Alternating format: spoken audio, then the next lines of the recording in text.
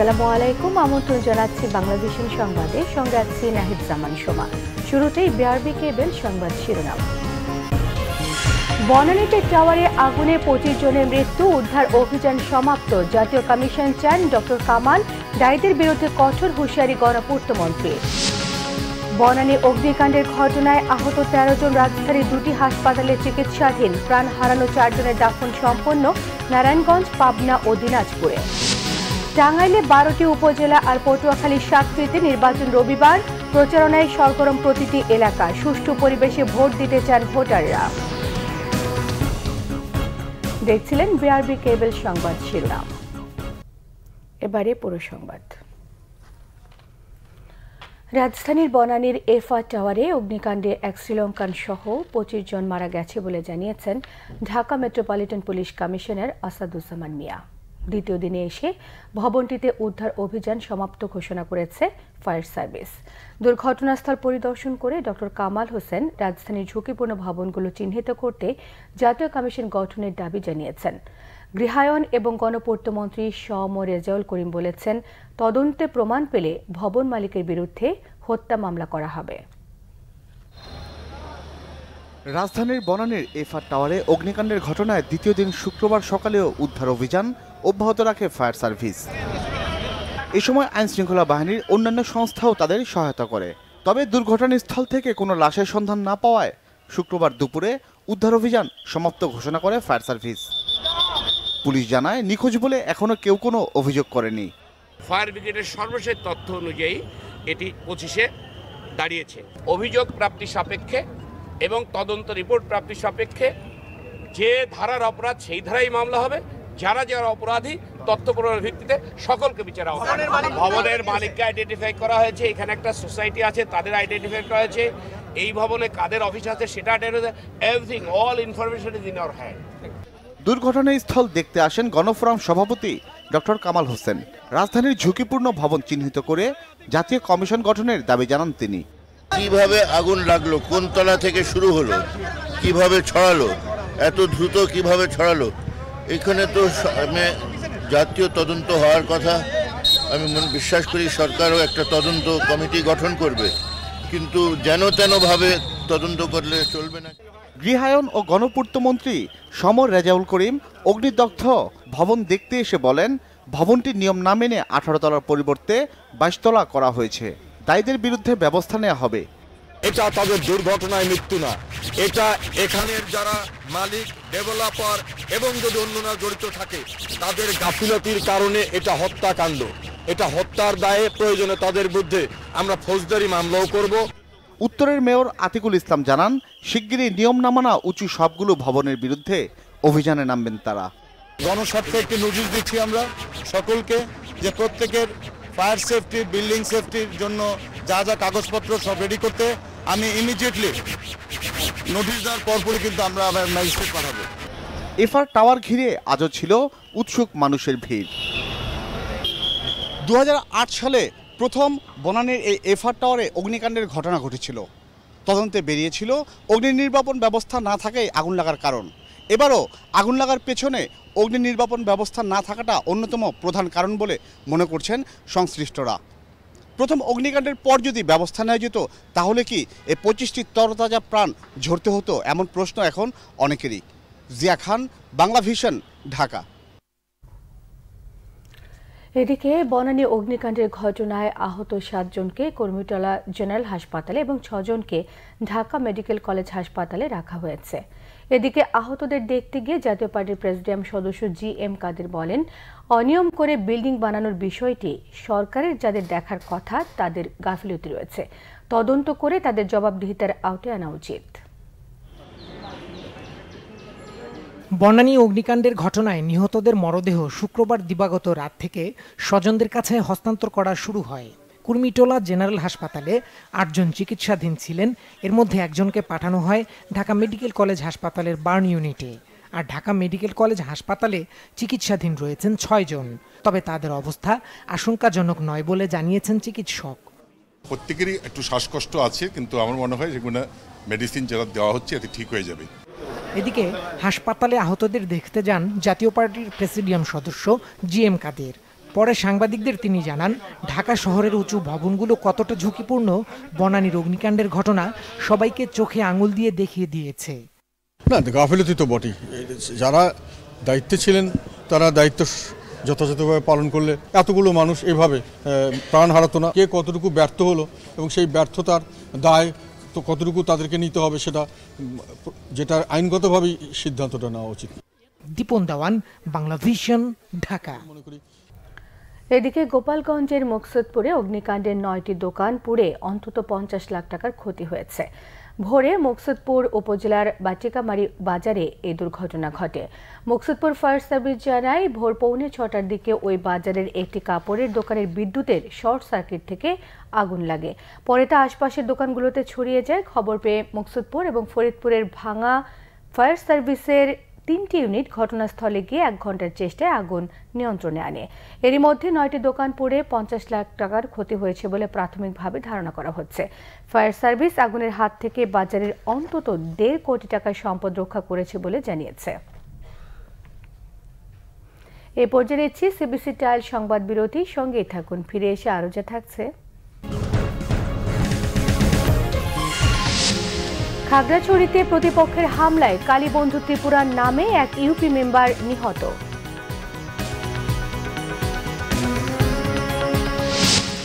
গাইবান্ধায় 4 বছরের শিশুকে ধর্ষণ প্রচেষ্টার অভিযোগে বিশা শেখ নামে এক ব্যক্তি গ্রেফতার।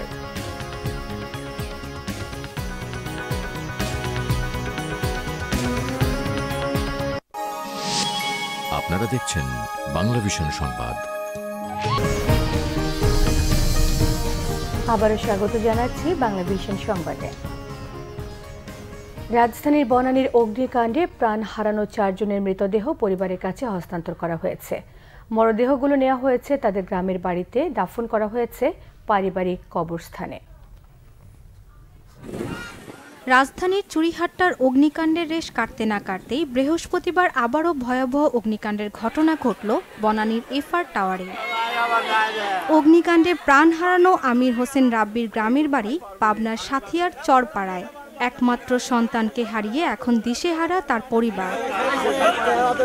বৃহস্পতিবার রাতে রাব্বির লাশ শনাক্তের পর শুক্রবার সকাল 8:30টায় তার মৃতদেহ গ্রামের বাড়ি পৌঁছায়। পরে বিকেল 4:30টায় পারিবারিক কবরস্থানে তাকে দাফন করা হয়। পরিবারটিকে 20,000 টাকা আর্থিক সহায়তা দেন পাবনার জেলা প্রশাসক। বাংলাদেশ সরকারের পক্ষ থেকে জেলা প্রশাসক স্যারের নির্দেশনা মোতাবেক নিহতর বাবাকে আমরা তাৎক্ষণিকভাবে কিছু আর্থিক সহযোগিতা করেছি। অন্যদিকে বেলা 12টায় আব্দুল্লাহ আল মামুনের মৃতদেহ পৌঁছায় তার গ্রামের বাড়ি দিনাজপুরের বালুডাঙ্গায়। দুপুর 2টায় বালুয়াডাঙ্গা মিনার জামে মসজিদ প্রাঙ্গণে মরহুমের নামাজের জানাজা শেষে শহরের ফরিদপুর গোরস্থানে তার বাবার কবরের পাশে দাফন করা হয় তাকে। বিয়ে শাদী করবি ভবিষ্যতে এই আশা নিয়ে বাড়িতে কিছু ইটমিট প্রায় 1,00,000 টাকার মালপত্র আনিয়েও দিয়েছে। এই সামনে শবে বরাতের ছুটিতে বাড়ি আসে মানে কাজটা ধরবি, এই তার আকাঙ্ক্ষা ছিল। বনানীতে চলে আসি, এসে দেখি ভয়াবহ আগুন। তারপরে আমরা ওকে আর কোনোভাবে খুঁজে পাই নাই। দ্য লাস্ট মোমেন্ট রাত 11টার দিকে আমরা ওকে ঢাকা মেডিকেলে খুঁজে পাই। খবর পাওয়ার পরে ঢাকা মর্গে যাওয়ার দেখে লাশ পড়ে আছে। তার সরকারি বিধি মোতাবেক লাশ বুঝে নিয়ে তারপর চলে আসলাম আর কি। এমন অনাকাঙ্ক্ষিত মৃত্যু আর দেখতে চায় না স্বজনরা, তাই তাৎক্ষণিক আগুন নেভানোর যাবতীয় ব্যবস্থা নেওয়ার দাবি স্বজনহারা পরিবারের। শর্মিলা কেয়া, বাংলা ভিশন নিউজ ডেস্ক। খাগড়াছড়িতে প্রতিপক্ষের হামলায় কালীবন্ধু ত্রিপুরার নামে এক ইউপি মেম্বার নিহত হয়েছেন। তিনি খাগড়াছড়ি ইউনিয়নের 5 নম্বর ওয়ার্ড মেম্বার এবং হত্যা মামলার আসামি ছিলেন। পুলিশ জানান, 2 বছর ধরে স্থানীয় নিহার বিন্দু ত্রিপুরার সঙ্গে কালীবন্ধু ত্রিপুরার বিরোধ চলছিল। এর জেরে আজ সকাল 10টায় কালীবন্ধু ত্রিপুরাকে ধারালো অস্ত্র নিয়ে হামলা করে নিহার বিন্দুর সমর্থকরা। এ সময় ঘটনাস্থলে প্রাণ হারান তিনি। আহত হন নারী এবং শিশুসহ 7 জন। এ ঘটনায় জড়িতদের আটকের চেষ্টা চলছে বলে জানিয়েছে পুলিশ। নারায়ণগঞ্জে ভাইয়ের হাতে ভাই এবং কুষ্টিয়ায় দুর্বৃত্তের হাতে খুন হয়েছে এক দর্জি। পারিবারিক এবং ব্যবসায়িক বিরোধের জেরে নারায়ণগঞ্জে ছোট ভাইয়ের হাতে খুন হয়েছে বড় ভাই। পুলিশ জানায়, গত রাতে সিদ্ধিরগঞ্জ থানার আদমজীনগর সোনামিয়া মার্কেট এলাকায় এই হত্যাকাণ্ড ঘটে। নিহত মোস্তফা ওই এলাকার হানিফ তালুকদারের ছেলে। ঘটনার পর থেকে পলাতক রয়েছে ছোট ভাই নূর নবী। তবে তাকে গ্রেফতারে বিভিন্ন স্থানে অভিযান চলছে বলে জানিয়েছেন পুলিশ। এদিকে কুষ্টিয়া সদর উপজেলার বেলঘরিয়া গ্রামে ধারালো অস্ত্রের আঘাতে ওমর আলী শেখ নামে এক দর্জিকে হত্যা করেছে দুর্বৃত্তরা। পুলিশ জানান, গতরাত 10:30টার দিকে জিয়ারখি ইউনিয়নের বেলঘরিয়া ব্রিজের পাশ থেকে স্থানীয়রা গুরুতর আহত অবস্থায় ওমর আলীকে উদ্ধার করে কুষ্টিয়া জেনারেল হাসপাতালে নিলে তাকে মৃত ঘোষণা করেন চিকিৎসক। নিহত ওমর আলী বেলঘরিয়া গ্রামের মৃত আফসার শেখের ছেলে। কী কারণে কারা এই হত্যাকাণ্ড ঘটিয়েছে তা এখনো জানা যায়নি। গাইবান্ধায় 4 বছরের এক শিশুকে ধর্ষণ প্রচেষ্টার অভিযোগে বিশা শেখ নামে এক ব্যক্তিকে গ্রেফতার করেছে পুলিশ। পুলিশ জানায়, সদরের বল্লমঝাড় ইউনিয়নে বৃহস্পতিবার বিকেলে চকলেট দেওয়ার প্রলোভন দেখিয়ে বিশা শেখ শিশুটিকে ধর্ষণের চেষ্টা করে। এ সময় শিশুটি কান্নাকাটি শুরু করলে তাকে ছেড়ে দেয় বিশা। বিষয়টি ধামাচাপা দেওয়ার চেষ্টাও চলে। শুক্রবার সকালে থানায় অভিযোগ করা হলে পুলিশ আসামিকে গ্রেফতার করতে সক্ষম হন। ঘটনার পর থেকে শিশুটি হাসপাতালে চিকিৎসাধীন আছে। বিশা শেখ বল্লমঝাড় ইউনিয়নের তালুক মন্দুয়ার এলাকার মৃত আমজাদ শেখের ছেলে। এ পর্যায়ে দেশে বিভিন্ন জায়গার আরও কিছু খবর নিয়ে থাকছে একটি ডেস্ক রিপোর্ট। রাজধানীর বনানীর এফআর টাওয়ারে আগুন লাগার ঘটনায় ভবন মালিকের কোনো অনিয়মের অভিযোগ পাওয়া গেলে তার বিরুদ্ধে কঠোর ব্যবস্থা নেওয়া হবে বলে জানিয়েছেন দুর্যোগ ব্যবস্থাপনা ও ত্রাণ প্রতিমন্ত্রী ডক্টর এনামুর রহমান। সাভারের তালবাগ এলাকায় স্থানীয় আওয়ামী লীগের নেতাকর্মীদের সাথে মতবিনিময় শেষে সাংবাদিকদের তিনি একথা বলেন। শরীয়তপুরের নড়িয়ায় নদী ভাঙন রোধে আজ পদ্মার ডান তীর রক্ষা বাঁধের ড্রেজিং কাজের আনুষ্ঠানিক উদ্বোধন করেছেন পানি সম্পদ মন্ত্রণালয়ের উপমন্ত্রী AKM এনামুল হক শামীম। মুলফতগঞ্জ পদ্মার মাঝ নদীতে জেগে ওঠা চর অপসারণের মধ্য দিয়ে ড্রেজিং কাজের উদ্বোধন করা হয়। চতুর্থ ধাপে উপজেলা পরিষদ নির্বাচনে পটুয়াখালী সদর উপজেলায় ইভিএমে ভোট গ্রহণ উপলক্ষে মক ভোটিং অনুষ্ঠিত হয়েছে। সকাল 10টা থেকে বিকেল 4টা পর্যন্ত উপজেলার 89টি কেন্দ্রে মক ভোটিং হয়। মক ভোটিং কেন্দ্রগুলো পরিদর্শন করেন returning officer Hemayet Uddin, police super Moinul Hasan ও আঞ্চলিক নির্বাচন কর্মকর্তা মোহাম্মদ আলাউদ্দিন। ময়মনসিংহ সিটি কর্পোরেশনের প্রথম নির্বাচনে মহানগর আওয়ামী লীগের সভাপতি এহতেশামুল আলম মেয়র পদে প্রার্থী হওয়ার ঘোষণা দিয়েছেন। জেলা প্রেস ক্লাব মিলনায়তনে সকালে অনুষ্ঠিত মতবিনিময় সভায় তিনি এই ঘোষণা দেন। আগামী 5 মে হবে এই নির্বাচন। ফরিদপুরে মহিলা পরিষদের ত্রিবার্ষিক জেলা সম্মেলন অনুষ্ঠিত হয়েছে। শহরের ফরিদপুর উচ্চ বিদ্যালয়ের ঈশান মিলনায়তনে এই সম্মেলনে প্রধান অতিথি ছিলেন কেন্দ্রীয় মহিলা পরিষদের সদস্য দেবাহুতি চক্রবর্তী। সকালে সাভারের শেখ হাসিনা জাতীয় যুব উন্নয়ন কেন্দ্রে উদ্বোধন করা হয়েছে 3 দিনের লিও ইউথ ক্যাম্প স্বাধীনতা। প্রথম পর্বে উপস্থিত ছিলেন প্রাক্তন জেলা গভর্নর কাজী সাইফুল ইসলাম, ভাইস জেলা গভর্নর মোবারক হোসেন, লিও জেলা সভাপতি Leo Ashikul Islam Rajib, camp director lion SK Obaid Ullah সহ আরও অনেকে। লিও জেলা 315B2 এর 2 শতাধিক লিও এ যুব শিবিরে অংশ নিচ্ছে। হিসাব রক্ষণ পেশায় দক্ষতা বাড়াতে চট্টগ্রামে সম্মেলনের আয়োজন করে ACCA বাংলাদেশ। চট্টগ্রাম ক্লাবে অনুষ্ঠিত এই সম্মেলনে বিভাগের বিভিন্ন শিক্ষা প্রতিষ্ঠানের অ্যাকাউন্টিং এবং ফাইন্যান্স বিভাগের শিক্ষকরা অংশ নেন। এতে বক্তব্য রাখেন চট্টগ্রাম বিশ্ববিদ্যালয়ের উপাচার্য professor doctor Iftekhar Uddin Chowdhury, doctor AFM Aurangzeb, ACCA বাংলাদেশের প্রধান মোহাম্মদ আহসানুল হক বাশার সহ অন্যরা। পঞ্চগড়ে পাচারের সময় 40টি দেশি জাতের টিয়া পাখি উদ্ধার করা হয়েছে। জেলা শহরের চৌরঙ্গি মোড়ে সিরাজগঞ্জগামী একটি বাস থেকে সকালে এসব পাখি উদ্ধার করে বন বিভাগ। পাচারকারী আটক হয়নি। পরে জেলা প্রশাসকের কার্যালয়ের সামনে পাখিগুলো অবমুক্ত করেন জেলা প্রশাসক সাবিনা ইয়াসমিন। Nazneen Akter, Bangla Vision news desk. আগামী 31শে মার্চ রোববার হবে চতুর্থ ধাপের উপজেলা নির্বাচন। পটুয়াখালীর 7টি উপজেলার মধ্যে এবার সদর উপজেলায় ইভিএম পদ্ধতিতে ভোট হবে। এতে ভোটাররা খুশি হলেও মিশ্র প্রতিক্রিয়া জানিয়েছেন প্রার্থীরা। এদিকে টাঙ্গাইলে 12টি উপজেলায় নির্বাচনকে ঘিরে প্রচারণায় সরগরম প্রতিটি এলাকা। তবে ভোটাররা চান সুষ্ঠু পরিবেশে ভোট দিতে। টাঙ্গাইলে 12টি উপজেলায় অনুষ্ঠিত হবে ভোট গ্রহণ। এর মধ্যে 3টি উপজেলা মধুপুর, ধনবাড়ী ও গোপালপুর উপজেলায় চেয়ারম্যান পদে বিনা প্রতিদ্বন্দ্বিতায় নির্বাচিত হয়েছেন আওয়ামী লীগের প্রার্থীরা। এছাড়া বাকি উপজেলাগুলোতে চেয়ারম্যান পদে আওয়ামী লীগের স্বতন্ত্র ও বিএনপি স্বতন্ত্র প্রার্থী হিসেবে প্রতিদ্বন্দ্বিতা করছেন 38 জন প্রার্থী। জয়ের ব্যাপারে শতভাগ আশাবাদী, যেহেতু অন্য কোনো দলীয় প্রার্থী আমার বিরুদ্ধে নাই, হচ্ছে, তো আমি মনে করি শতভাগ আশাবাদী। সমগ্র আমেজকে ত্বরান্বিত করার জন্য, গতি বাড়ানোর জন্য আমি আমার নির্বাচন কার্যক্রম গঠন করছি। আমি যদি আবার নির্বাচিত হই, আমার একটা স্কুলও পাকা হওয়ার বাকি থাকবে না, একটা ব্রিজও পাকা হওয়ার বাকি থাকবে না, সব কিছুই ইনশাআল্লাহ হয়ে যাবে। নির্বাচনে ভোট কেন্দ্র রয়েছে 1006টি, মোট ভোটার 27,80,054 জন। আমরা চাই বাসাইলে এমন একজন যোগ্য প্রার্থী নির্বাচিত হোক যিনি বাসাইলের সার্বিক উন্নয়ন করবে। 31 তারিখে যে নির্বাচনটা হবে সেটা অবাধ এবং সুষ্ঠু হবে এবং সুষ্ঠু নির্বাচনের মাধ্যমে আমরা একজন যোগ্য প্রার্থী বেরিয়ে আসবে। নির্বাচনকে সুষ্ঠু করতে সব প্রস্তুতি এরই মধ্যে শেষ হয়েছে বলে জানান জেলা নির্বাচন কর্মকর্তা। এখন পর্যন্ত যেহেতু আমরা একটা সুষ্ঠু সুন্দর পরিবেশ বিরাজ করছে, আমরা একটা টাঙ্গাইলবাসীকে একটা সুষ্ঠু সুন্দর নির্বাচন উপহার দিতে পারবো। আমরা প্রার্থীদেরকে সহ আমরা ভোটার এখানে যারা আছে 27,80,000 ভোটারকে এটুকু আশ্বস্ত করতে পারি যে আমরা নির্বাচন কমিশনের আইন ও বিধির আলোকে সুষ্ঠু সুন্দর একটা নির্বাচন উপহার দিতে পারবো। এদিকে পটুয়াখালীর 7টি উপজেলায় প্রার্থীরা বিরামহীন সময় পার করছেন প্রচারণায়। পটুয়াখালী সদর উপজেলায় 4 জন প্রার্থী চেয়ারম্যান পদে ও 2 জন প্রার্থী ভাইস চেয়ারম্যান পদে প্রতিদ্বন্দ্বিতা করছেন।